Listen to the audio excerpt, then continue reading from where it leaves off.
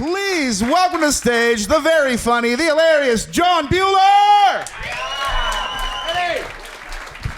Love that man. Thank you very much. I think I put too much shit in my hair today. It looks greasy.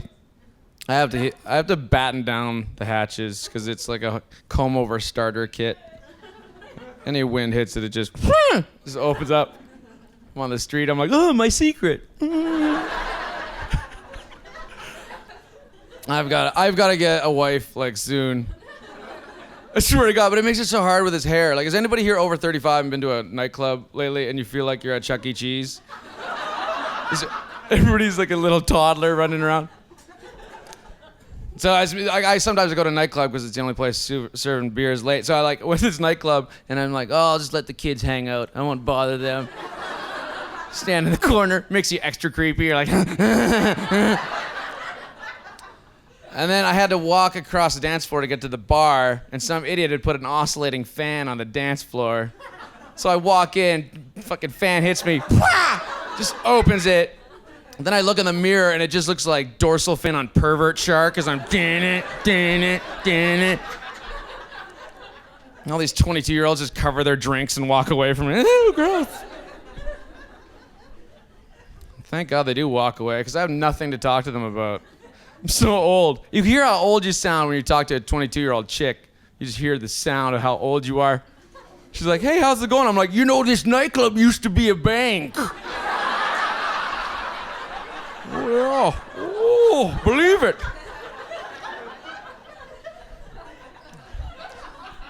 So I can't go to nightclubs. I'm on Tinder, 38 years old on Tinder, saddest thing on the planet.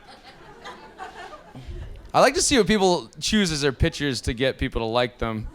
It's so archaic, right? The guy's always showing what he offers the girl. It's so archaic. He's like, he's got a fish. Like, ugh.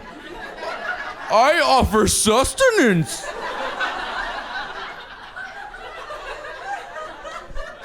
This next picture's him with tartar sauce. It's for the fish from the first. The girl's always got her vacation photos, right? Which is kind of like, it's hard for a guy to look at. It's like intimidating, you know? She's like showing this wonderful life she wants. She's there with Eiffel Tower and the Leaning Tower of Pisa and the pyramids. I'm like, I can't afford to take this chick to Vegas. That's expensive, you know? And she's always touching the top of the Eiffel Tower to show she's super funny. Stop doing that. I've seen that picture so many times. Stop it. It's not funny. You're not fooling anybody either. No guys at home like, oh, I would date this girl, but she's fucking massive. Look how big she is. I'm gonna need more fish. I went on a couple dates. Went out with this girl, and her picture was her doing this. I'm already in the kissing position. The duck face. She just looks like a fucking duck. Showed up to the date and she was still making that face. I was like, oh no. I was like, what kind of music you like? She's like, oh Jesus. That's weird.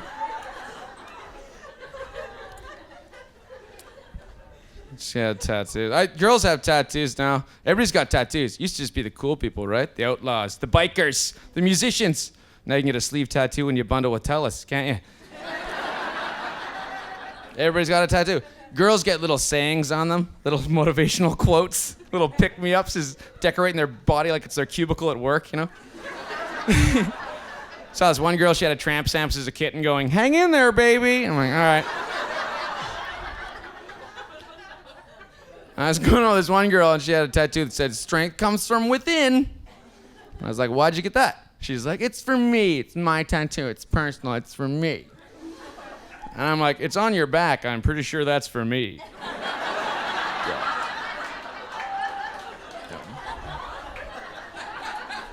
Right? Because who else is back there when you're, topless? It's like having sex with a fortune cookie. Oh, strength comes from within. Wow. I flip the girl over. My lucky numbers are 14, 25, 6. Wow.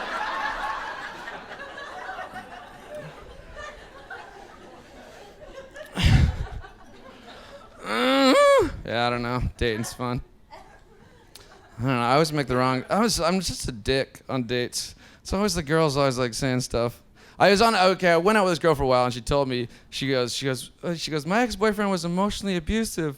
And I was like, oh, it sounds serious. And then she told me what he did, and I was like, oh, this isn't serious at all. He was just kind of a dick, right? But then she kept telling me what he did, and I wasn't even listening to her. Like, she's like, then he did this, and I'm thinking, like, pretzels would make great handcuffs for gingerbread man. You know, I listen to her.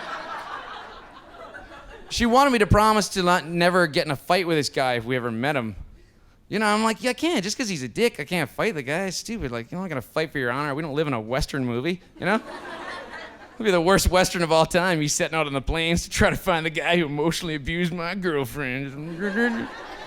Get to a muddy town. Is there a really insensitive guy around here? You must mean Mad Dog McGee. When it comes to relationships, he's as clueless as a possum with a penny whistle. And just kick the door of the saloon down, find the guy on the side.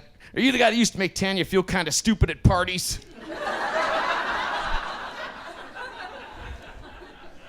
The old guy's like, oh, you know, this saloon used to be a bank. You guys are awesome. Thank you so much. Enjoy the rest of the show.